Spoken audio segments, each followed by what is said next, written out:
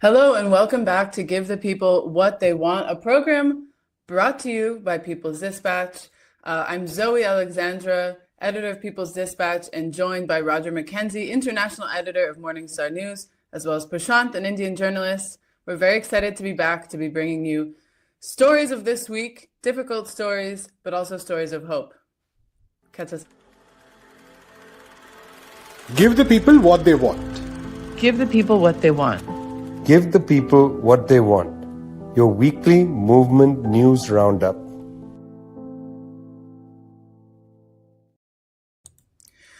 Well, a key story, which again we follow week after week, but this week somehow the situation is getting worse and worse, and that story is Gaza. All of us have been seeing the news, the very concerning reports coming out from the Gaza Strip. Prasanth, what's the latest? Right, Zoe. So the latest news, of course, is Israel has launched its ground occupation of Gaza, and what it has been doing or what it plans to do. Of course, there are multiple layers to which we'll unpack. And the proposal right now is to actually take over large parts of northern and central Gaza and move all the people to the south to Rafah, which is the southernmost region of Gaza. And wherever the Israelis do take over and establish their formal occupation, so to speak, they're going to demolish all the buildings. And they're doing all this in the name of course, the latest excuse that they have. The latest excuse they have is, once again, they're trying to protect the Palestinian people or whatever, and they're trying to eradicate Hamas, etc., which has all been just an excuse to continue the war and continue to destroy the lives of tens of thousands of people in Palestine in multiple ways. Now, like you said, this is an unprecedented layer as far as the assault is concerned. We've seen the bombing, we've seen multiple rounds of land invasion, but this is a trend that has been building up over the past few months, which concretizes Israeli plans to actually conduct full-fledged ethnic cleansing in that territory.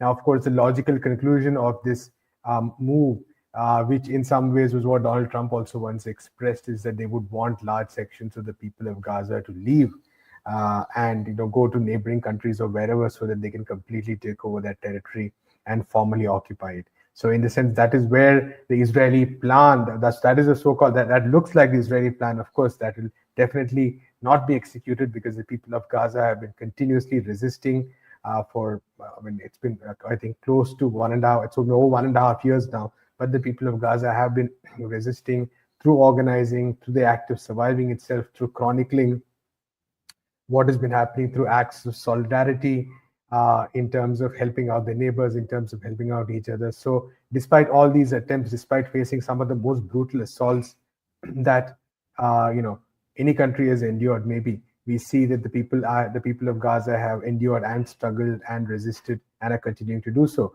So it's a bit unclear as to what the goals of what this Israeli attack will ultimately achieve, considering that it does not really have the capacity to execute its aims, so to speak. But that being said, we do see that, of course, the scale of the brutality is likely to increase much more. Like I said, Israel, to make up for it, and Benjamin Netanyahu has explicitly said that to make up for it, they are going to allow a pittance of aid inside the territory, which is important to note, because there are thousands of trucks stuck at the border. But I think on Tuesday, 93 trucks were let in, and on Monday, 5 trucks were let in. So, and even the trucks that were let in, the distribution of aid from that is pretty much logistically impossible. The UN has, condemned it, if I'm not mistaken, and it's a complete farce. And the Israelis are clear that they're doing this so that, it provides that supporters on their side, those who have backed some of the worst acts of genocide so far, will have some reason to continue backing them. It's interesting to note, of course, that there has been some amount of shift in recent times. You see, media organizations which were hitherto kind of ambivalent about this, trying to speak up. Even countries like the UK or Canada, for instance, raising their voices in a very, very faint manner, of course. Free trade agreement negotiations being postponed and all that, which really mean nothing at all. Of course, the United States, again, through media reports, like was happening throughout the Biden era, through media reports, say that Donald Trump is unhappy with what Israel is doing, but the fact is that the United States could stop this war in a matter of a few hours, and so could actually many of the European countries. But the fact is that they choose not to. They choose to allow this genocidal assault to continue. So that says more than a few statements or very weak diplomatic steps. So we'll have to see what the coming week brings and how the Palestinians are going to be able to fight this. Harrowing update, of course, but we also know there's talks allegedly happening in Doha, so we'll see how that proceeds as well. Similarly, on the other side, there are very important talks that have been going on for the past couple of weeks between Iran and the United States. Roger, what's the latest on these talks? Well, those talks are continuing. Iran has made it very, very clear that they favour a diplomatic solution to this and that they're not going to walk away from the table. The problem really comes around this point of enrichment. And you can get into the technical kind of discussion about what that really means and all of that stuff. But in the end, it's about sovereignty and about the right of Iran and anybody else not to be told how to produce energy within their country. And that's essentially what the United States are trying to do. They're saying if you enrich your uranium to a certain level, then you're going to be able to have a bomb, a nuclear bomb, and we can't allow that to happen. And we've had diplomats, the envoy from the US, say that very phrase. We cannot allow Iran to be able to enrich their uranium. Well, it was made perfectly clear yesterday by the Ayatollah Khomeini and today by the Foreign Minister Abbas Araghchi that there is no way that Iran will tolerate being told whether or not they can enrich uranium. Now, that creates, of course, a really dangerous moment for us because the United States, in the way that they operate, have made it very, very clear that they do not rule out a military intervention with Iran. The problem is, of course, that it's kind of widely known that all of the kind of war games that have been played by the US, all the reports of those make it really, really clear, crystal clear, that whatever happens, the US loses. They cannot win. We also have a situation, of course, where Russia has a technical agreement with Iran to provide, kind of technical military assistance.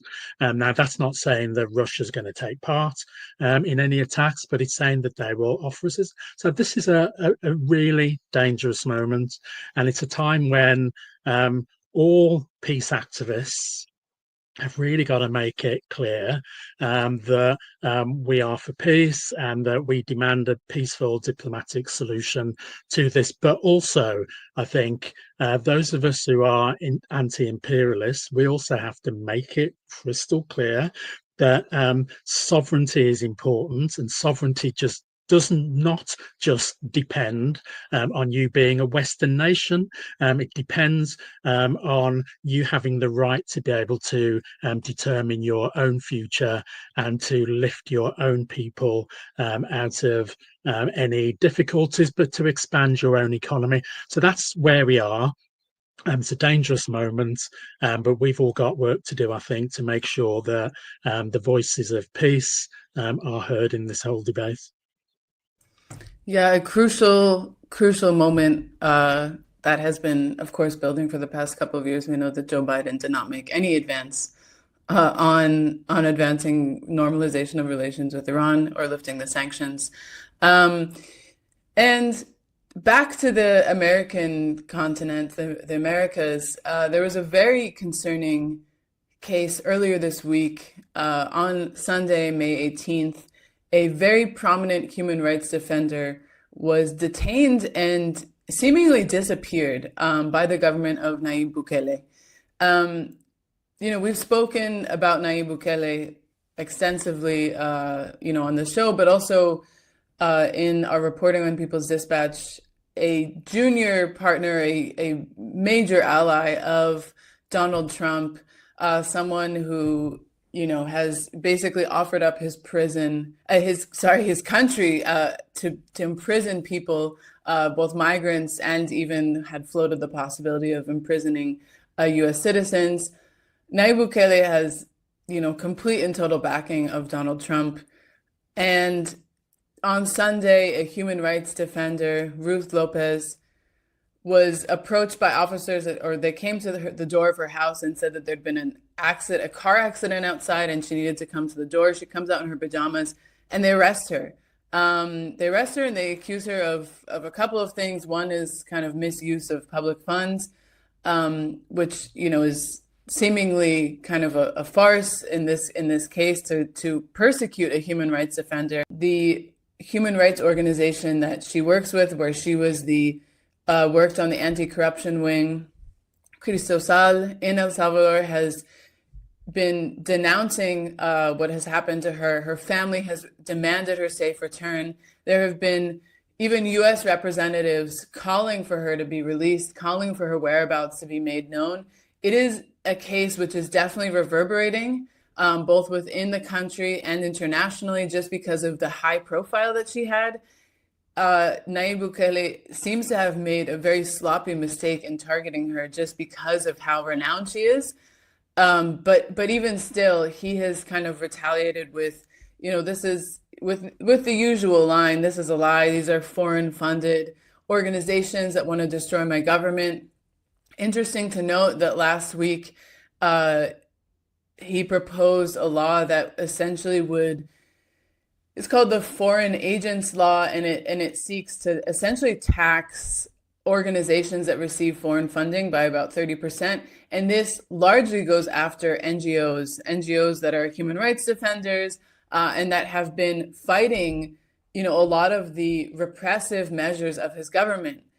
We know that tens of thousands of people have been detained and imprisoned in his infamous Secot, which is this essentially mass warehouse to detain people where they're deprived of the most basic conditions.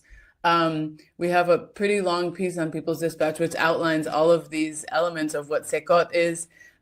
Recommend people read it because it is harrowing. And in this crackdown, the detention of tens of thousands of people has been under the guise of a anti-drug and anti-gang crackdown. But of course, many, many, many human rights defenders, journalists, and activists have been swept up in this. Poor people, just for being poor, have been arrested and given this horrific treatment.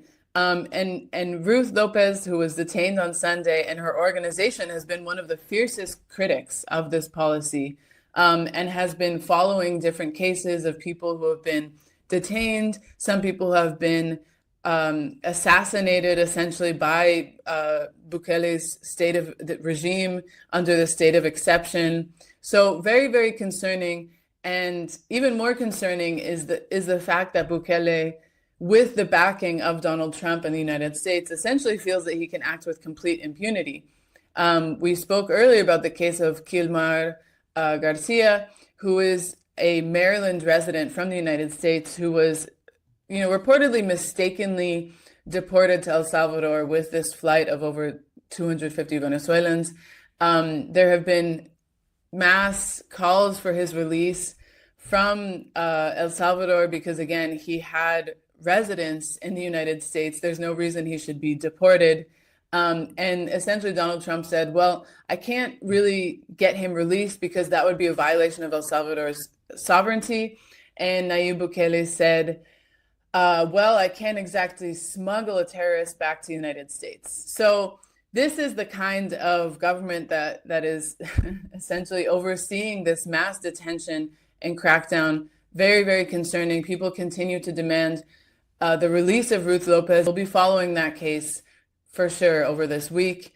Maybe on a more positive note or more uplifting note, there have been, with last 2 weeks back now it was, people gathered in Moscow for the Victory Day celebrations, a beautiful expression of Global South unity and remembering the fight against fascism. Now, Russia's Foreign Minister Sergey Lavrov has proposed something exciting. Roger, tell us about what's happening. Yeah, I think one of the great things about this show is that you get to hear about things that are not really reported anywhere else. And one of the things that happened towards the end of last week was Sergey Lavrov, perhaps one of the, well, easily, I think, probably the most experienced senior kind of diplomat in the world at the moment. Somebody who wouldn't just kind of float something for the sake of it, you know. He made comments that were really about the Eurasian landmass, so the largest landmass in the world. And he said it was kind of unique in many ways, but one of the ways it was unique was that it didn't have a body that brought together the entirety of Eurasia. Now, as soon as I heard him say those comments, my ears pricked up, and I'm thinking, well, this is really interesting, because on the western side of Eurasia, you have, of course, the European Union, and all the difficulties that go with that. And what Lavrov was saying was that it's time to seriously consider a pan-Eurasian body that is really about trade and bringing people together, shared ideas of partnership and so on, and that it should include nations in the West as well. And I thought that was extremely interesting. And in his remarks, Lavrov also raised the difficulties of the way that the Western countries, in particular, of course, the United States, have been undermining the ASEAN countries as well. So what he was saying was that this is a time for a kind of reset, really. But also it was wrong to continue with this massive landmass, this, for what I certainly believe is going to be one of the key drivers of the world over certainly the remaining 3/4 of the 21st century, I think, along with Africa. And if you can develop something that is bringing those nations of Eurasia, with all the historical kind of enmities that they've been over the years, but bringing people together in a way that's going to, you know, kind of undermine this US hegemony, then I think that's an interesting kind of prospect. And you take that alongside the BRICS nations, and you take that alongside the G77 plus China, then we're starting to see a real move, I think, for a real multilateral world. So I think it's a case, Zoe, of watch this space. Let's listen for where these proposals go. As I said before, I don't think there's any way that Lavrov just kind of raises this stuff off the top of his head. You know, he's been thinking about these things. These are things that have been discussed, and it would certainly, I think, be quite an exciting prospect to see that sort of development alongside BRICS, alongside Shanghai Cooperation Organization as well. So we watch this space. Definitely. And all kind of regional groupings that are able to challenge the dominance of the United States and actually bring a regional unity that can, you know, make its own demands is an important development for sure. And that's why we see a lot of hope in BRICS, in CELAC, in all of these regional formations that are trying to actually represent the needs and interests of the nations. Well, one of the nations that, of course, is now in the crosshairs of U.S. imperial ambitions and has been in the crosshairs of imperial ambitions for several decades is the DRC. Prasanth, what is the latest there? Right. It's funny you mention, being in the crosshairs of U.S. imperialism, because right now the U.S. is the key country conducting negotiations to end conflict in the DRC, which is really saying something. And we'll come to why it's such a problematic aspect later. But as our viewers would know, especially since the beginning of the year, there's been a massive increase in fighting in the Congo, with the M23 rebels who were supported and armed by Rwanda, as well as Rwandan soldiers actually taking over large parts of certain Congolese provinces. Now, the roots of the conflict are manifold, of course. It goes back to many decades, but like we talked about, one key driver being minerals. The DRC has minerals very vital to what is called the fourth industrial revolution. There's a huge amount of gold, all of which is being smuggled, at least some of which is being smuggled in many cases out of the DRC, and in many cases into Rwanda as well, where it mixes with Rwanda's own mineral exports. And Rwanda's mineral exports and revenues from it have surged in the past few years, and one reason is directly the kind of conflict that is taking place in the DRC. The M23 rebels were able to make some substantial gains, and of course, all this time there was not too much commentary from the Western countries. Also important because of the fact that Rwanda has been a very important ally of the United States, United Kingdom, so many other Western countries. We saw recently the news that Rwanda was one of the countries which is offering to take deportees from the United States, which mirrors a plan which it had similarly with the United Kingdom and Israel, both of which failed to take off for various reasons. But that plan with the US is very much still on. Similarly, Libya is apparently considering something similar. But Rwanda, very much a close ally of the US, and just as we talked about in the case of Palestine, it is, I think, fair to say that the conflict in the DRC would not happen without if the US really cracked down. So there would be no question of that, right? But what finally brought the United States to negotiate in this context was really not any concerns of peace or justice or anything of that sort, but the fact that there is this big possibility of deals over minerals that have that have been brought to the center stage, and now that is where all the discussions are going. So in fact, the peace discussion has been very closely linked to discussions on massive mineral deals, and reports say that basically Donald Trump and his advisors are really pushing for a very quick deal by June, maybe by July, to kind of get all these deals worked out so that Trump can claim another diplomatic and commercial victory at a time when he doesn't have many. So what we are seeing is the risk that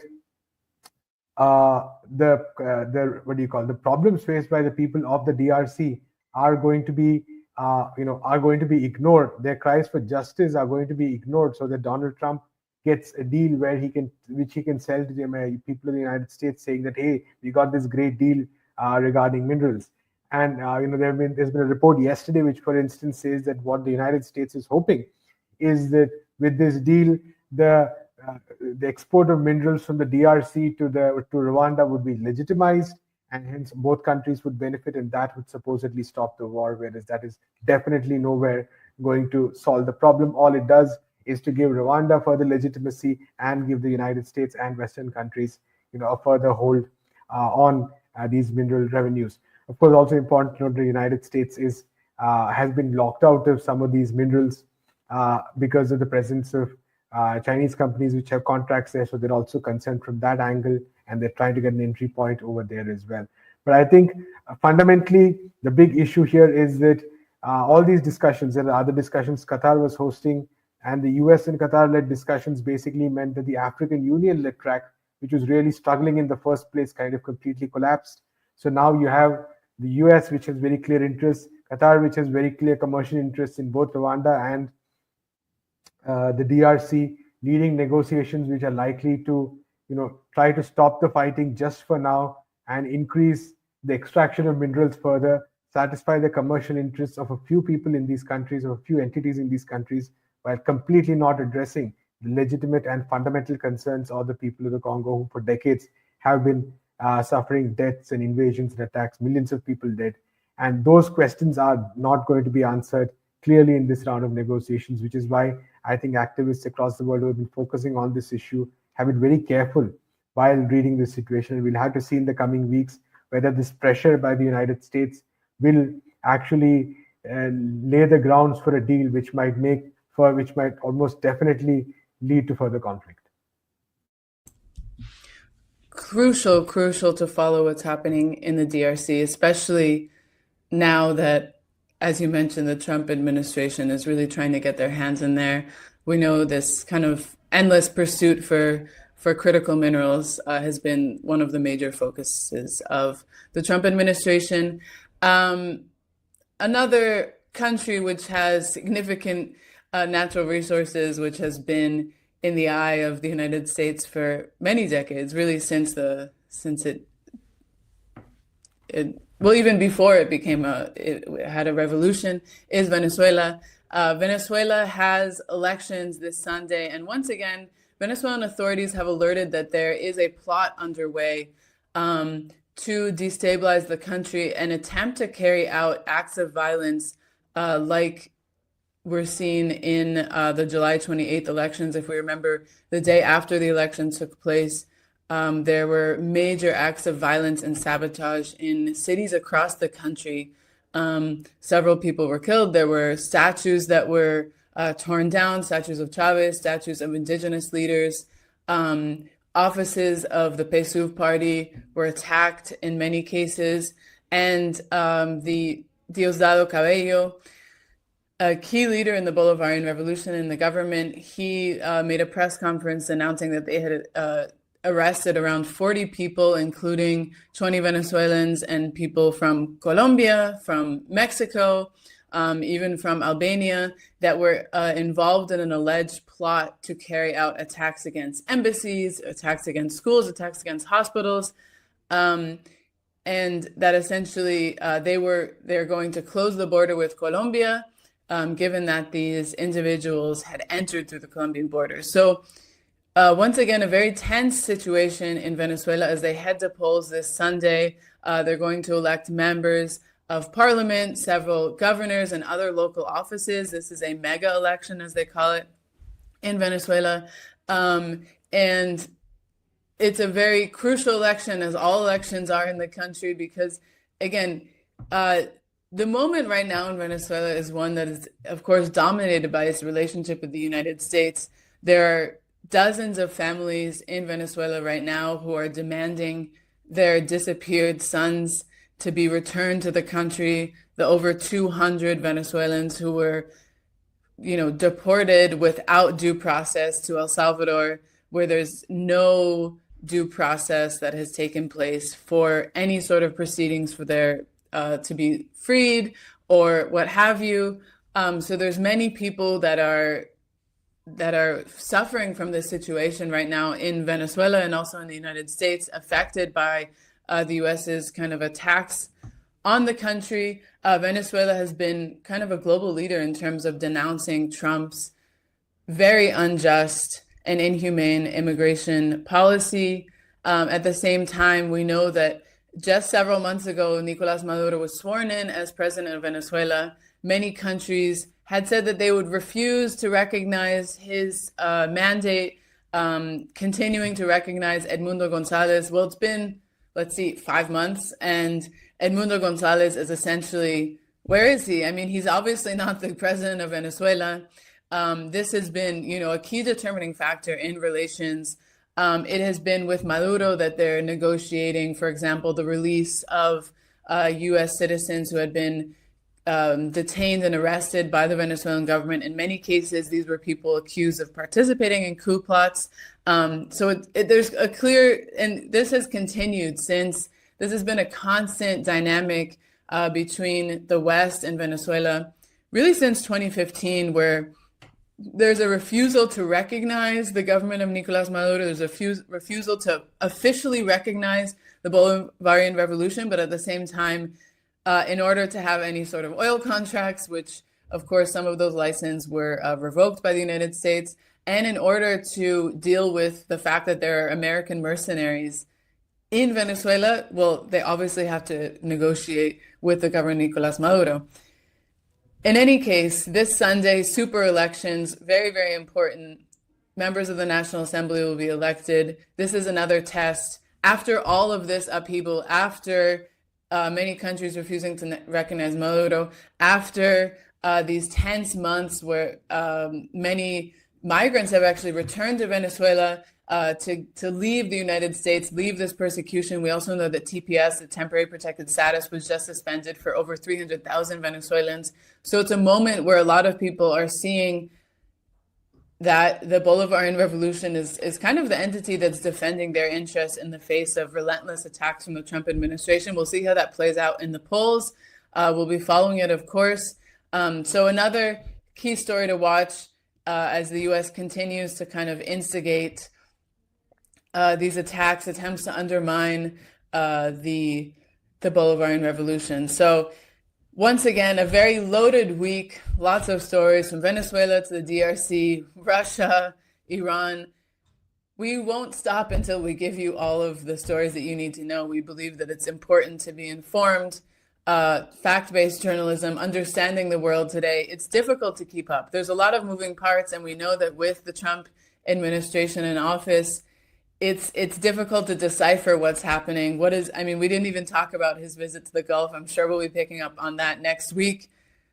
Lots to understand there. So make sure to keep listening to the show, share it with your friends, follow peoplesdispatch.org and People's Dispatch on all social media outlets. Follow Morningstar. We're here to give you the truth and give you a perspective that you won't get from just reading mainstream media. So thanks for following along this week, and we'll see you next week.